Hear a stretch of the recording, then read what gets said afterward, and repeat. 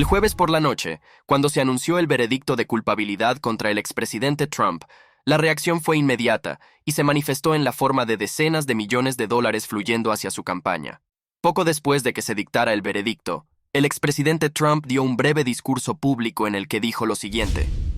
And we went up a lot over the last month because everybody saw it was a rigged deal, it was a rigged trial. But we're going to make America great again. We're going to make it better than ever before. November 5th, remember, November 5th is the most important day in the history of our country. Thank you very much. Luego, en un lapso de aproximadamente 24 horas, la campaña de Trump anunció que habían recaudado una asombrosa cantidad de 53 millones de dólares en donaciones. La campaña de Donald Trump anunció el viernes por la noche que habían recaudado casi 53 millones de dólares en las 24 horas posteriores a su condena, batiendo récords online para los republicanos y consiguiendo suficiente dinero en efectivo para ayudarle a cerrar lo que ha sido una brecha financiera sustancial con el presidente Biden. La cantidad de dinero recaudada en ese primer periodo de 24 horas fue realmente asombrosa. Por ejemplo, la campaña de Biden recaudó un total de solo 51 millones de dólares en todo abril, menos de lo que se donó en un solo día. Cito: "Es difícil poner en perspectiva la enormidad de la suma, pero se acercaría, en un solo día, a los 58 millones que la principal campaña de recaudación de fondos de Trump recaudó en línea en los últimos 6 meses del 2023. Aunque vale la pena mencionar que la condena también aparentemente motivó a los demócratas a donar a Joe Biden, aunque en mucha menor medida. Cito: "La condena también impulsó las donaciones demócratas, aunque en mucha menor medida. ActBlue, que procesa contribuciones en línea para los demócratas, registró 3 de sus 4 horas más grandes de donaciones en todo 2024 el jueves por la noche tras la condena, alcanzando casi 1.3 millones de dólares en una sola hora, lo cual es aparentemente mucho. Pero de nuevo, está muy lejos de lo que recibió el lado de Trump. Ahora, de nuevo, esos 53 millones de dólares fueron solo la cantidad que entró en el primer día. Desde entonces, han pasado 3 días después de la condena, y la cantidad donada a la campaña de Trump ha seguido aumentando. Y lo interesante es que un gran porcentaje de estos fondos provienen de pequeños donantes, incluyendo un 30% de donantes por primera vez que nunca antes habían contribuido a una campaña política. De hecho, en un segmento reciente en Fox News, el hijo del expresidente Trump, Eric Trump, desglosó algunos de los números que estaban viendo en el backend. Escuchen. Y solo para su referencia, la esposa de Eric Trump a la que menciona en ese clip es Laura Trump, quien recientemente se convirtió en copresidenta del Comité Nacional Republicano. This might be a little inside information, but as I was leaving my house about 37 seconds ago, I asked my wife, what are we up to now? And she said, just in terms of small dollar, we're well over $70 million. This is $21 donations, $43 donations, right? Small dollar donations. If you add the large dollar donations to it, you're over $200 million, but you're over $70 million. And by the way, Maria, wow. 30% of those people have never been seen before by a political party, right? I mean, these are Americans who are pissed off. They're coming out of the woodwork and they want to support a guy that they just believe is getting bamboozled by a system. Y ahora, además de la enorme cantidad de dinero recaudado para la campaña, hubo otros desarrollos posteriores a la condena, por ejemplo, con la perspectiva real de tiempo en prisión para el expresidente Trump en el futuro cercano. Bueno, el servicio secreto salió y dio una actualización diciendo que si él es encarcelado o no, no afecta la protección del servicio secreto. Esto es lo que específicamente el servicio secreto nos dijo aquí en The Epoch Times, después de que nos comunicamos con ellos con algunas preguntas. Cito: "El resultado de hoy no tiene ningún impacto en la manera en que el Servicio Secreto de los Estados Unidos lleva a cabo su misión de protección. Nuestras medidas de seguridad continuarán sin cambios. Aunque vale la pena mencionar que hicieron un punto para no detallar cómo llevarán a cabo sus operaciones, como si habrá un agente en la celda con el expresidente Trump si él llega a ir a la cárcel. Para todos los escenarios en todo el mundo, estudiamos ubicaciones y desarrollamos modelos de protección completos y por capas que incorporan tecnología de vanguardia, inteligencia de protección y tácticas de seguridad avanzadas para salvaguardar a nuestros protegidos. Más allá de eso, no comentamos sobre operaciones específicas de protección. Ahora, vale la pena mencionar que, aunque el servicio secreto dejó claro que seguirán protegiendo al expresidente Trump, incluso si está tras las rejas, hay miembros del Congreso que están tratando de cambiar eso. Por ejemplo, en abril, cuando comenzó el juicio de Stormy Daniels, el congresista Benny Thompson, un demócrata del estado de Mississippi, presentó este proyecto de ley aquí, HR 8081, o como lo tituló, el acta de negación de seguridad infinita y recursos gubernamentales asignados a antiguos protegidos condenados y extremadamente deshonrosos, también conocido como el acta de ex protegidos deshonrosos. Y como el título lo deja claro, este nuevo proyecto de ley, cito, revoca la protección del servicio secreto a expresidentes tras la sentencia por condena por un delito federal o estatal que conlleve una pena de prisión de al menos un año. Dado el hecho de que este proyecto de ley fue referido al Comité Judicial de la Cámara, cuyo actual presidente es Jim Jordan, un republicano de Ohio, así como el hecho de que los republicanos controlan la Cámara en su conjunto, este proyecto de ley probablemente no irá a ninguna parte, pero muestra que al menos hay una línea de pensamiento dentro del Congreso, buscando quitar la protección del servicio secreto al expresidente Trump si él llegara a ser encarcelado. Y en esa línea, el expresidente Trump dio una entrevista a Fox News en la que dijo que está bien con la perspectiva de tiempo en prisión, y agregó lo siguiente. Could decide to say, hey, house arrest or even jail. It How do could. you face what that could I'm okay with it. I saw one of my lawyers the other day on television saying, "Oh no, you don't want to do that to the president." I said, you don't beg for anything. You just the way it is. Think of it. They have all my books. You know, they went to for 5 years. They sued me getting my tax returns. Right. At the end of 5 years, they got them. The Supreme Court actually gave it to them. That was the end of it. That was it. They never found anything. They hired the best accounting firms. I had a pure gold firm. They call it a gold-rated firm. I don't know. It's supposed to be, who knows? But with all that, for years you heard about my tax. They never looked into the Clinton Foundation. And they never found it. They never went all the way with the Clinton Foundation. They never went all the way with the Clinton Foundation, which is sort of interesting, isn't it? But so that could happen. I don't know that the public would stand it. You know, I'm not sure the public would stand for it. With a, if they tried house arrest or I think it would be tough for the public to take. You know, at a certain point, there's a breaking point. Y ese sentimiento general de que las cosas llegan a un punto de ebullición fue en realidad repetido por el senador Rand Paul de Kentucky, quien dijo lo siguiente en Fox Business. Sabes, un día triste en Estados Unidos, y lo que me preocupa es algo más grande que Donald Trump. Me preocupa el conflicto, me preocupa la guerra en las calles, me preocupa que el 50% del público crea que el sistema judicial se usará contra ellos. Sabes, una vez fue por el color de tu piel, ahora, por la tonalidad de tu ideología. Me preocupa eso. Y me preocupa cuando la mitad del país piensa que no serán tratados de manera justa. ¿Qué pasa? ¿Y cómo reaccionan las personas?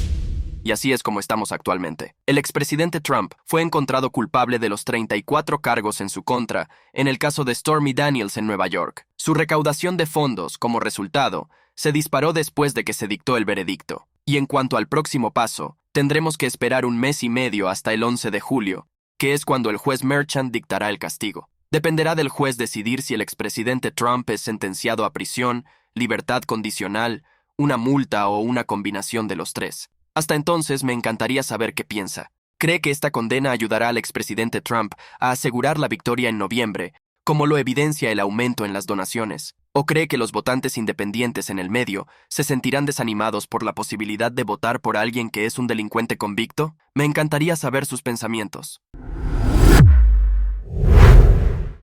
En una decisión unánime entregada, la Corte Suprema de los Estados Unidos falló a favor de la NRA y al hacerlo, entregaron una gran victoria al grupo de derechos de armas más grande de Estados Unidos. Y en realidad, aunque las implicaciones de este fallo van más allá de la segunda enmienda, protegen los derechos de la primera enmienda de todos los estadounidenses de ser restringidos por burócratas del gobierno. Sin embargo, para entender por qué es así, repasemos los detalles de este caso juntos. Ahora, poco después del tiroteo en la escuela secundaria de Parkland en el año 2018, políticos demócratas de todo el país comenzaron a usarlo como un impulso para imponer mayores restricciones a los derechos de armas y debilitar organizaciones que representaban la segunda enmienda. Y en esa línea estaba esta mujer aquí, la señora María Bullo. En ese momento, ella era la superintendente del Departamento de Servicios Financieros de Nueva York, conocido como DFS. El DFS de Nueva York es una organización bastante poderosa, dado que, cito, cualquier empresa que brinde un servicio financiero o de crédito en Nueva York, desde bancos de Wall Street hasta asesores de inversión e incluso garantes de trabajos contratados, está bajo la vigilancia reguladora del Departamento de Servicios Financieros del Estado de Nueva York, DFS. Esencialmente, la señora Bullo trabajaba bajo el gobernador Andrew Cuomo como su principal reguladora financiera, y así, en el año 2018, como superintendente de este cuerpo regulador, la señora Bullo comenzó a presionar a las empresas para que dejaran de hacer negocios con la NRA. María Bullo utilizó su poder regulador sobre bancos y compañías de seguros para coaccionarlos a negar servicios financieros básicos a la NRA y, en palabras de Bullo, a otros grupos de promoción de armas, afirmando abiertamente que buscaba penalizar a la NRA porque desaprobaba su defensa política. La NRA alegó que Bullo cumplió con esas amenazas al emitir guías formales a cada banco y compañía de seguros en Nueva York, instándolos a cortar lazos con la NRA, prometiendo indulgencia a ciertos aseguradores si dejaban de hacer negocios con la NRA e imponiendo órdenes de consentimiento que requerían que los 3 principales proveedores de seguros por afinidad del grupo nunca más proporcionaran dicho seguro a la NRA. De nuevo, además de eso, tanto la señora Bullo como Andrew Cuomo, quien en ese momento era el gobernador de Nueva York, emitieron comunicados de prensa conjuntos, que esencialmente repetían en público muchos de los puntos que las cartas a los bancos decían en privado.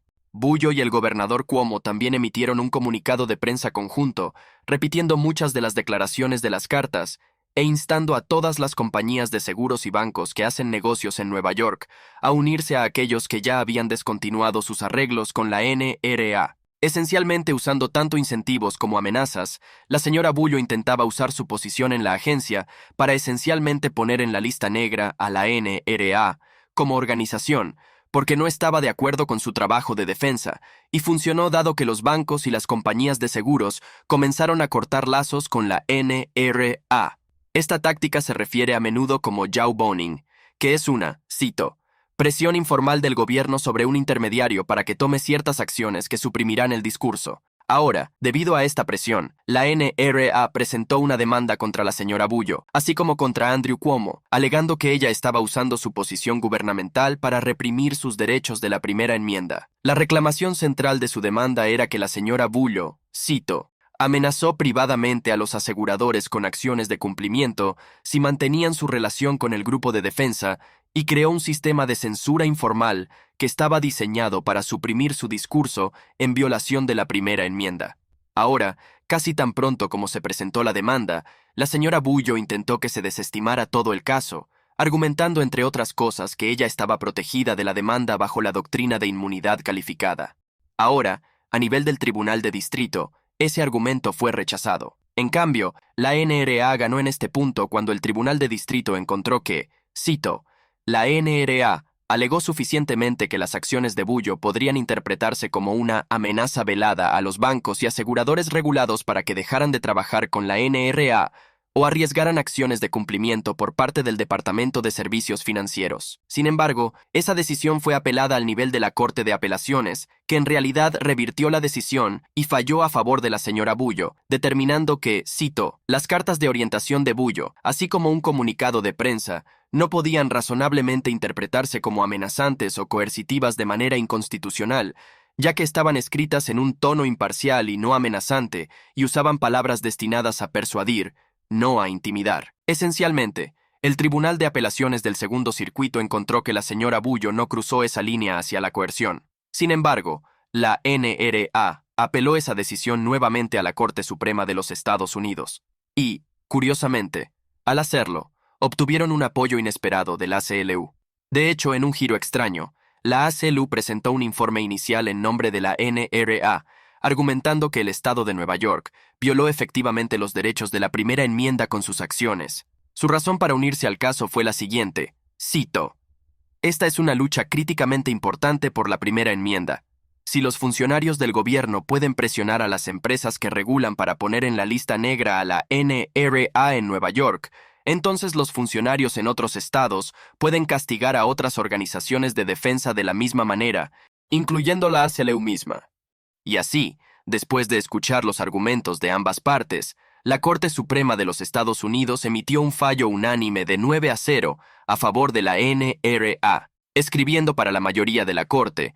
Esto es lo que escribió la jueza Sonia Sotomayor, cito, un funcionario del gobierno puede compartir sus opiniones libremente y criticar creencias particulares, y puede hacerlo de manera contundente con la esperanza de persuadir a otros a seguir su ejemplo.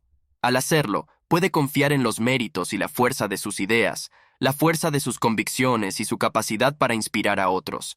Lo que no puede hacer, sin embargo, es usar el poder del Estado para castigar o suprimir la expresión desfavorecida. Luego, la juez Sotomayor hizo referencia a una decisión anterior de la Corte Suprema del año 1963, en la cual, en ese caso, se encontró que el estado de Rhode Island había estado participando en censura cuando enviaban avisos a una empresa llamada Bantam Books, que era una distribuidora de publicaciones en la lista negra. Y haciendo referencia a ese caso anterior de 1963, esto es lo que escribió la jueza Sotomayor, cito: en última instancia, Bantam Books representa el principio de que un funcionario del gobierno no puede hacer indirectamente lo que se le prohíbe hacer directamente. Un funcionario del gobierno no puede coaccionar a una parte privada para que castigue o suprima un discurso desfavorecido en su nombre. Luego concluyó escribiendo que la señora Bullo era libre de criticar a la NRA, así como de perseguir cualquier violación real de la ley de seguros del estado de Nueva York, pero cito: sin embargo, no podía usar su poder para amenazar con acciones de cumplimiento contra entidades reguladas por el DFS con el fin de castigar o suprimir la defensa de la promoción de armas de la NRA. Debido a que la denuncia alega de manera plausible que Bullo hizo precisamente eso, el tribunal sostiene que la NRA presentó una violación de la primera enmienda.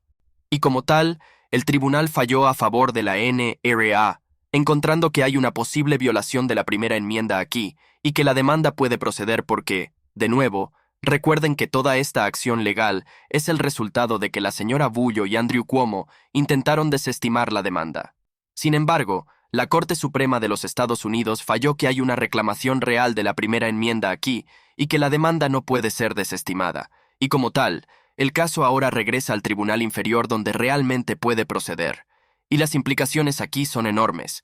Este fallo refuerza la primera enmienda y fortalece las protecciones de todos los ciudadanos estadounidenses contra la coerción del gobierno en una manera indirecta al influenciar a instituciones privadas.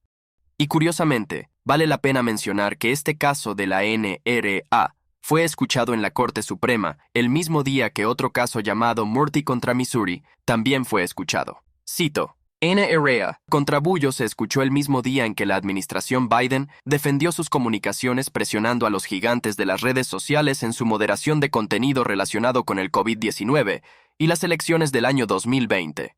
La decisión en ese caso, Murty contra Missouri, aún no ha sido publicada.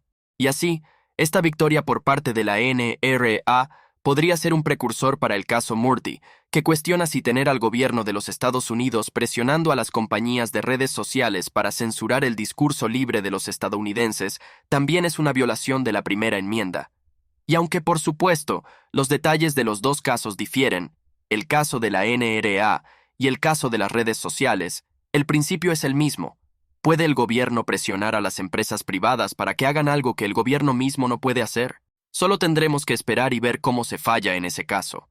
Hasta entonces, como imaginaría, la NRA estaba bastante complacida con el fallo en su caso, con su abogado publicando una declaración, siguiendo el fallo, diciendo lo siguiente: esta es una victoria histórica para la NRA y para todos los que se preocupan por nuestra libertad de la primera enmienda. La opinión confirma lo que la NRA ha sabido desde siempre. Los funcionarios del gobierno de Nueva York abusaron del poder de su oficina para silenciar a un enemigo político. Esta es una victoria para los millones de miembros de la NRA y las libertades que definen a Estados Unidos. Asimismo, la ACLU emitió una declaración propia diciendo lo siguiente: la decisión de hoy confirma que los funcionarios del gobierno no tienen derecho a usar su autoridad reguladora para poner en la lista negra a grupos políticos desfavorecidos. Los funcionarios del estado de Nueva York involucrados aquí, el exgobernador Andrew Cuomo y su principal reguladora financiera, Maria Bullo, fueron claros en que buscaban castigar a la NRA porque no estaban de acuerdo con su defensa de los derechos de armas. La Corte Suprema ha dejado ahora en claro que esta acción es inconstitucional. Y así, ahí lo tiene. Si desea leer el fallo completo de la Corte Suprema de los Estados Unidos, pondré el enlace a esa versión en PDF del fallo completo. Puede encontrarlo en la caja de descripción abajo, que nuevamente, esa caja de descripción está justo debajo de esos botones de me gusta y suscribirse, que si aún no lo ha hecho, espero que tome un momento súper rápido para presionar. Aparentemente, de repente, estamos comenzando a ver brotes de enfermedades que asumimos fueron derrotadas hace décadas. En un episodio anterior, ya hablamos del aumento en los casos de lepra aquí en Estados Unidos, lo cual es obviamente bastante malo. Sin embargo, lo que quizás es aún peor, simplemente porque es mucho más contagioso, es el sarampión. El sarampión es una enfermedad altamente infecciosa que se manifiesta como secreción nasal, tos, ojos inflamados, dolor de garganta, fiebre y la característica erupción roja en todo el cuerpo. Y de repente, estamos comenzando a ver focos de brotes en todo Estados Unidos.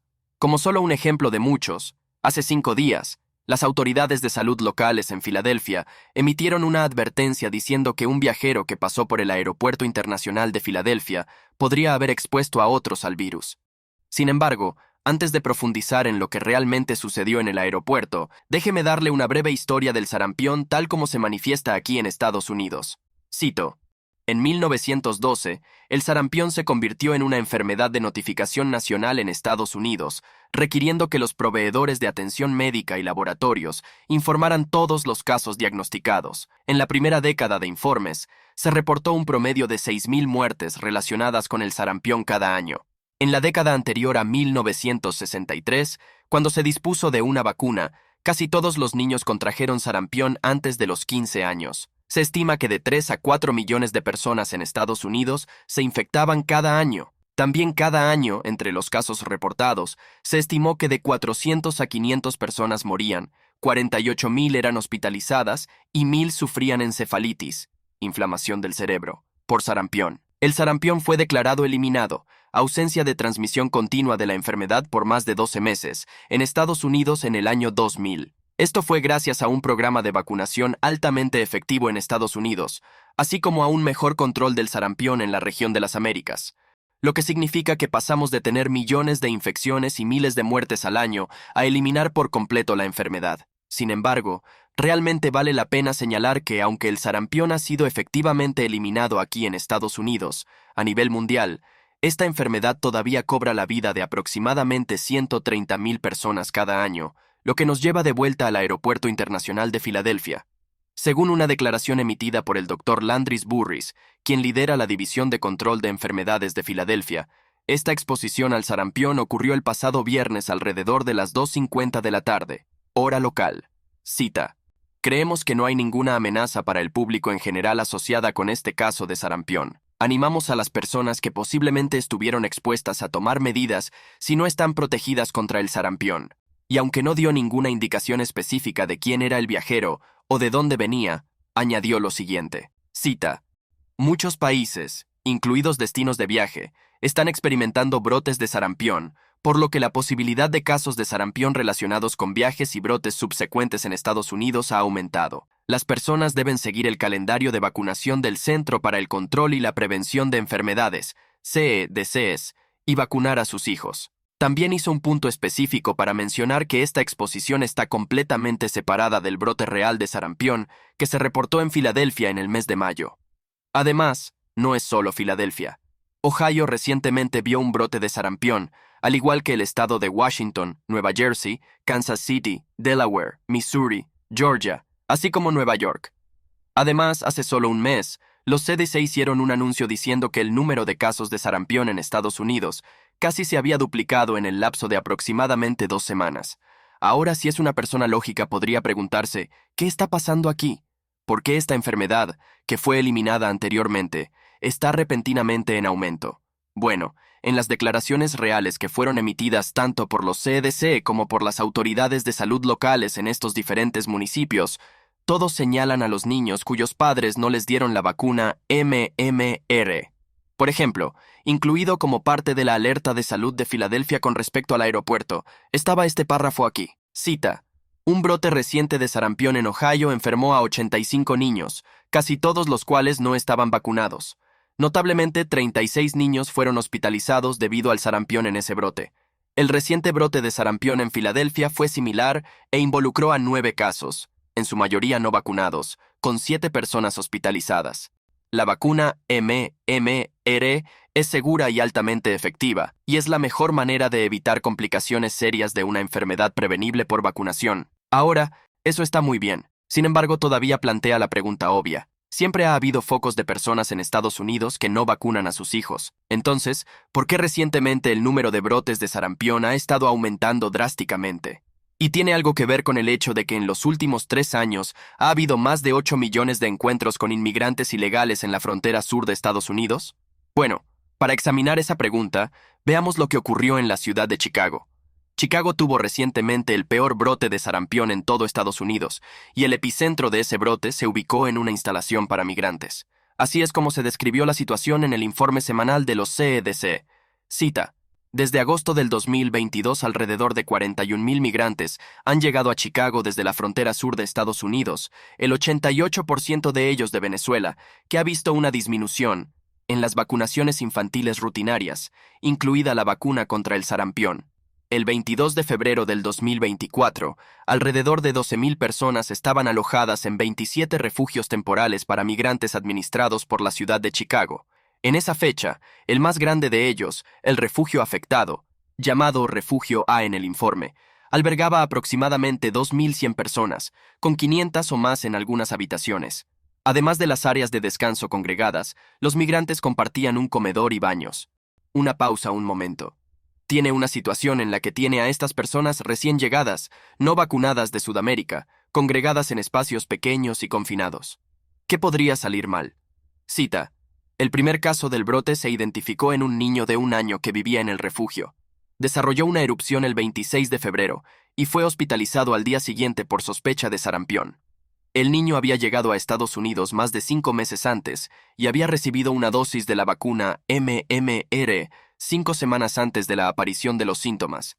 No había viajado recientemente ni había tenido una exposición conocida al sarampión.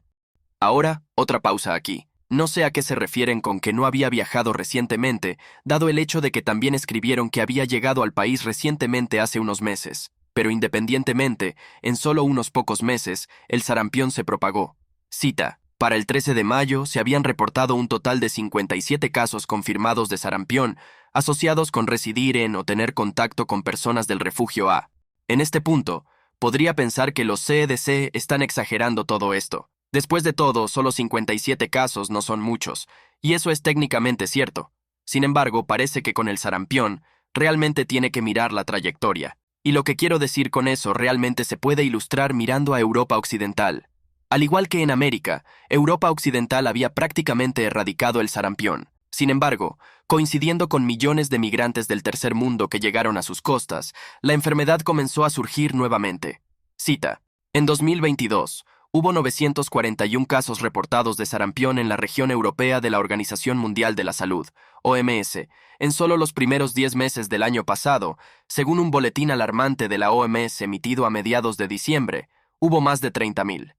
Este es el tipo de aumento, un 3,000%, que parece implausible en los titulares. Luego, en relación con el año completo más reciente, 2023, cito: pero a medida que el año llegaba a su fin, el brote de sarampión en Europa siguió creciendo. Hasta diciembre, el número de casos en la región finalmente superó los 42,000. Y luego este artículo desglosó solo una pequeña área dentro del Reino Unido. Cita: también hay un aumento feroz en Gran Bretaña, que puede parecer plausible para nosotros como el canario en la mina de carbón. Allí, en solo una de las 9 regiones de Inglaterra, West Midlands, se han confirmado 260 casos y se sospechan docenas más, en un país que, en su totalidad, registró solo 2 casos tan recientemente como en 2021. Y como dato curioso, el área de West Midlands es donde se encuentra la ciudad de Birmingham, y el 44% de la población de esa ciudad es de origen migrante. Todo esto es para decir que el potencial de crecimiento exponencial del sarampión hace que tener 57 casos en Chicago sea un problema grande. Pero no tema, porque los CDC intervinieron y comenzaron una campaña de vacunación masiva que en el lapso de solo unos meses logró que el 93% de los inmigrantes ilegales dentro del sistema de refugios de Chicago recibieran la vacuna MMR, lo que, según ellos, ayudó a terminar con el brote. Y luego, por supuesto, en la sección de implicaciones en su sitio web, los CDC no mencionaron nada sobre que permitir que millones de personas ingresen al país está contribuyendo al sarampión, sino que solo que la vacunación es la clave para combatirlo. Cita: asegurar una alta cobertura de vacunación contra el sarampión durante un brote puede controlar la propagación del sarampión y prevenir una transmisión más amplia. Además, en esa misma línea, el New York Times publicó recientemente un artículo diciendo que la causa de este aumento en los casos de sarampión en todo Estados Unidos no es la inmigración desenfrenada, sino más bien los niños estadounidenses que no reciben su vacuna. Aquí hay un extracto de ese artículo. Cito: entre los años escolares 2019 a 2020 y 2021 a 2022, los CDC encontraron que la proporción de niños de kinder estadounidenses al día con las vacunas MMR cayó del 95% al 94% y luego al 93%. Estas disminuciones no son insignificantes. Un 7% no vacunado significa quizás 60,000 niños de kinder más vulnerables que un 5% no vacunado, pero en un país con más de 3 millones de niños de kinder, tampoco es un cambio de paisaje drástico.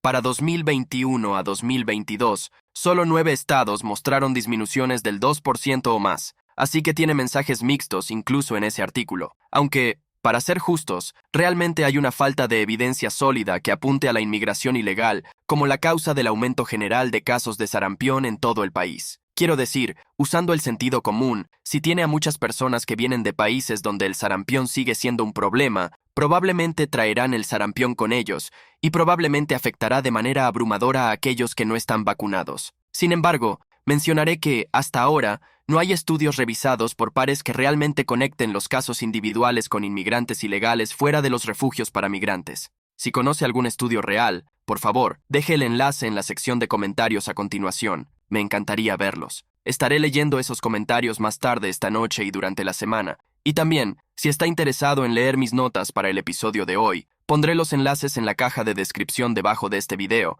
si es del tipo de persona que le gusta profundizar en los detalles. Hasta la próxima, soy su presentador Román de The Epoch Times. Manténgase informado y lo más importante, manténgase libre.